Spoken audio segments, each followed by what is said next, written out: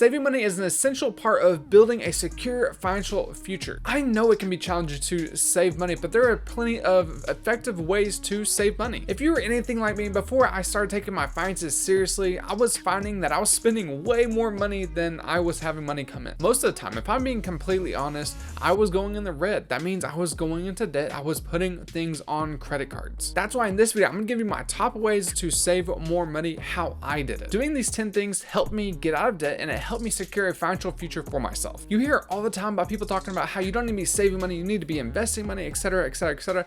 Well, that's not really the case, because yeah, you need to be investing money, but in order to invest money, you need to have the money first. Back whenever I was dead broke and I was going into debt, putting things on credit cards, I didn't have a budget. So that's one of the first things that you need to do, is you need to make a budget for yourself. Once you have a clear picture on how much money is coming in, how much money is coming out, you can identify where you can cut back on. And now for me, honestly, my biggest thing whenever I was back going into debt, putting things on credit cards, my biggest thing is I was going out to eat 4, 5, 6 times a week. This was going out to eat for lunch and dinner. That was one of my biggest struggles. And whenever I was creating a budget, I saw that, hey, I was spending about $400 a week just to go out and eat, Texas Roadhouse, all these other different places. Whenever I identified that, hey, I'm spending that money, I was able to cut back on it, and I wasn't going to cut back on it completely, because I still love going out to eat for my mental health. I just love the environment. I love just someone else cooking my food, eating good food.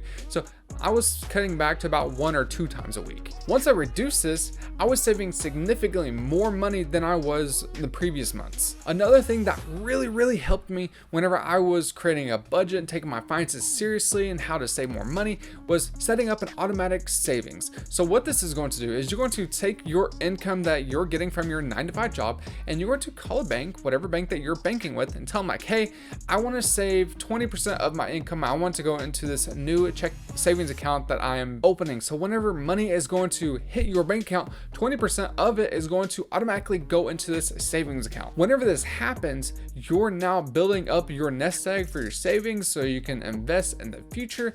And whenever you are just having one account, let's just say you have one checking account, you might think to yourself subconsciously like, oh, I got all this money, I can spend and spend and spend. And then at the end of the month, you might have nothing. You might be in the red a little bit. So by putting money automatically aside into a savings account, this is going to allow you and your brain, your subconscious, saying like, hey, I actually only have this amount of money to spend. Whenever I did this, I was telling myself that, hey, I'm going to save $1,000 a month. The months prior to that, I wasn't saving any money at all. So this saving $1,000 a month was a big thing for me. This strategy is also called Profit First. You can get the book on Amazon, wherever you want to, but it's called Profit First. It's where you're taking profit for yourself first. Obviously, this means that before you take out any expenses like your rent, your utilities, your food, etc., you're putting money set aside for your future. What this is going to allow you to do is your brain is going to tell you, hey, I need to find some creative ways in order to cover my expenses. So if you're, let's say, needing gas for money, if you're needing $50 in gas, don't touch your savings account. Don't touch that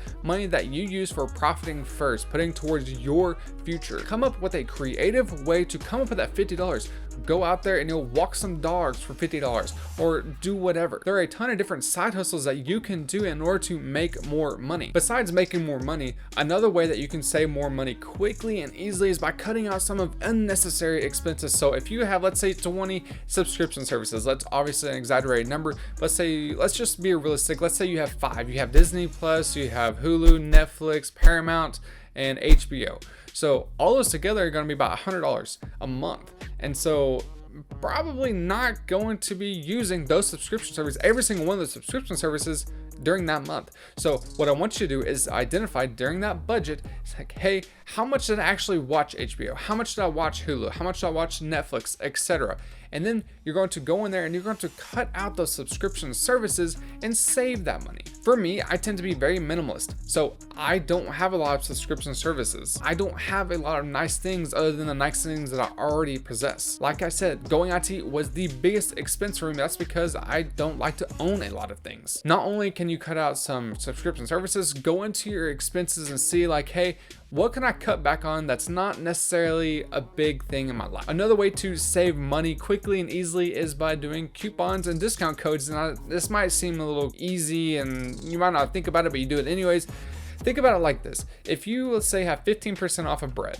Okay, let's say the bread is, let's just say $1 for easy numbers. Well, that coupon isn't for 15%. That coupon is actually 15 cents for you. Instead of thinking of discount codes and coupons as just little pieces of paper or little codes that you can put in and get discounts on, think of it as actual money going to specific things that you're going to buy already. Now, don't fall into the trap that thinking that, oh, I got a discount code for these clothes, I'm gonna go out and buy these clothes. Don't think about that way. If you don't need those clothes, don't go buy them, because even though you're getting a discount for those clothes, you're spending that money anyways. Some places that you can go to find discount codes or coupon codes is Retail Me Not and Honey. You can go on social media. There's a bunch of different ways that you can find some codes. Before you buy anything, always check to see if there's coupons, if there's discount codes, etc. before you go and buy something. Something that is very underutilized is shopping secondhand. Go to Goodwill, for your clothes. You can find stuff for like $1, $2, $5. Go to places like Five Below. Don't be shopping at Target. Find things that you need on Facebook Marketplace, Craigslist, all these different ways that you can find secondhand pieces of clothing, things that you need. For me, I stayed away from clothing stores in general. I stayed away from Target. I stayed away from Gucci. I stayed away from Best Buy. I stayed away from all of the stores in order to save money, because if I knew if I was going to go in there just to look around, I was more than likely going to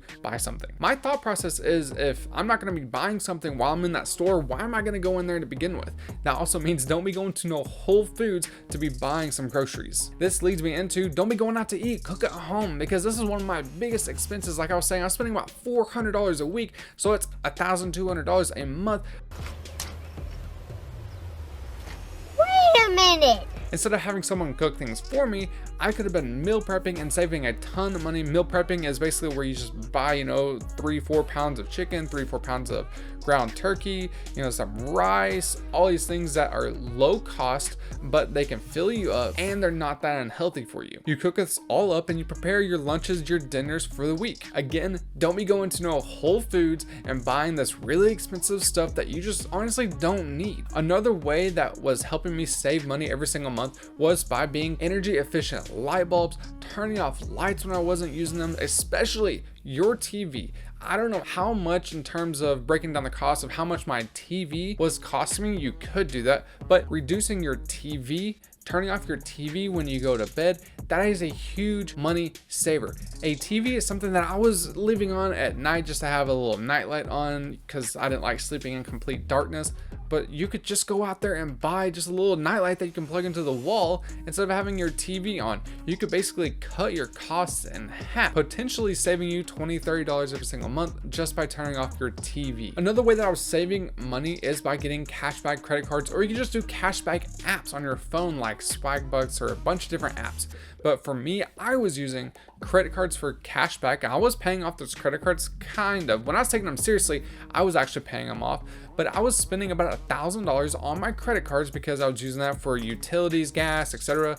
And I was spending about $1,000. Well, I was saving 3% of that $1,000. It was something that I was going to be spending anyways. So I was basically saving $30 every single month just by spending on things that I was going to spend otherwise. Now, if you're anything like my wife and you want to be staying inside just for the sake of saving money, there are a bunch of different activities that you can be doing. Instead of going out to the movies, or instead of going to the zoo, instead of doing all these different things that are going to cost you money, there's free activities. Just type in your city activities for that day. I know back in summer, just as last year, we really started going to the food market. You don't have to spend a dime to go to the food market. We were just going there to spend some time with the family, looking around at a bunch of different things. We weren't necessarily going there to buy groceries or fresh produce, but we were going there to get out of the house. That was completely for free. And they also had like a little water park type of area that the kids could run in. All you have to do is just type into Google, activities in whatever state that you're in, and just look at that stuff. One of the biggest things that helped me save money every single month, I know what you're thinking,